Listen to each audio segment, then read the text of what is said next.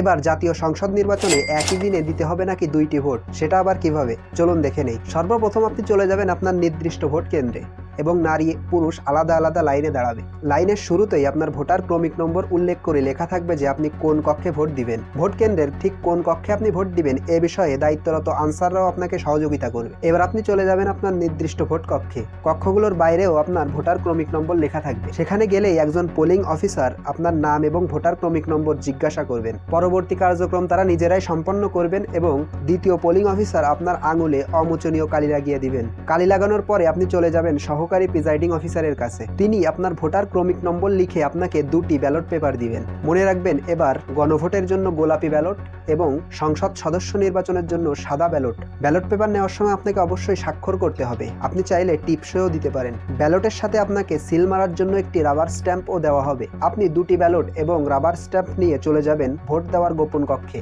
সময় বাঁচানোর জন্য প্রতি রুমে 2টি করে গোপন কক্ষ থাকবে, যেন একসঙ্গে 2টি ভোটার খুব দ্রুত ভোট দিতে পারেন। গোলাপি ব্যালট, এই ব্যালটে হ্যাঁ এবং না 2টি ঘর থাকবে। আপনি যদি পরিবর্তন চান তবে হ্যাঁ ঘরে সিল মারুন, আর যদি না চান তাহলে না এর ঘরে সিল মারুন। মনে রাখবেন, যদি হ্যাঁতে সিল মারেন তাহলে সবগুলো সংস্কারই পাবেন, আর যদি নাতে সিল মারেন তাহলে কোনো সংস্কারই পাবেন না। সিল মারার পর ব্যালটটি প্রথমে লম্বালম্বিভাবে ভাঁজ করুন, যেন সিলের রং অন্য ঘরে না পড়ে। এরপর আড়াআড়িভাবে ভাঁজ করুন। সাদা ব্যালট, এই ব্যালটে আপনার পছন্দের প্রার্থী বা দলের মার্কায় সিল মারুন। সিলটি অবশ্যই নির্ধারিত ঘরের ভেতরেই হতে হবে। মার্কার বাইরে সিল মারলে আপনার মহামূল্যবান ভোটটি বাতিল হয়ে যাবে। সিল মারার পর একইভাবে এই ব্যালটটি সর্বপ্রথম লম্বালম্বিভাবে ভাঁজ করুন, তারপর আড়াআড়িভাবে, যেন সিলের কালি অন্য ঘরে না যায়। সবশেষে আপনি একই ব্যালট বক্সে 2টি ব্যালটই ফেলুন।